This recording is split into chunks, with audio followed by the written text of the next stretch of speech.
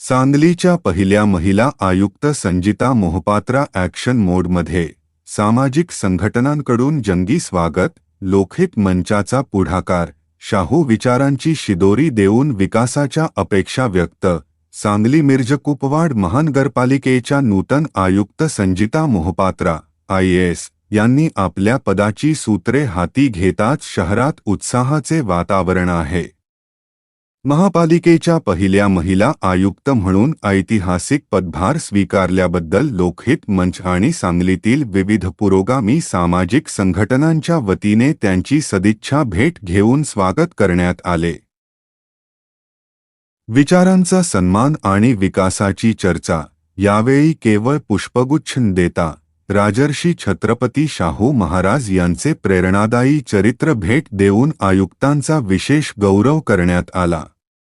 प्रशासनाने पारदर्शकतेचा आणि जनहिताचा वारसा जपावा, हा या भेटीमागचा मुख्य उद्देश होता. या महत्त्वाच्या मुद्द्यांवर झाले मंथन.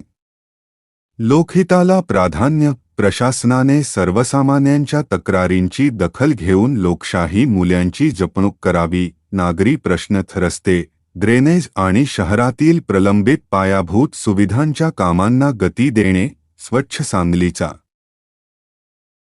संकल्प. स्वच्छता मोहिमेत लोकसहभाग वाढवून शहराचा चेहरामोहरा बदलणे. नूतन आयुक्त संजिता मोहपात्रा यांनी कार्यकर्त्यांच्या भावना जाणून घेतल्या आणि शहराच्या विकासासाठी आपण सर्व घटकांना सोबत घेऊन सकारात्मक पावले उचलणार असल्याचे आश्वासन दिले. उपस्थित पदाधिकारी.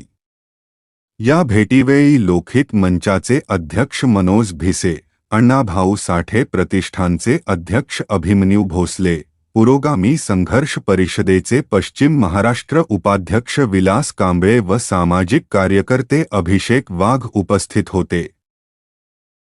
सम्यक महाराष्ट्र न्यूजसाठी मी प्रमोद चिनके. नवनवीन घडामोडी आणि विशेष वृत्तांतासाठी सम्यक महाराष्ट्र न्यूजला आजच सबस्क्राईब करा. धन्यवाद.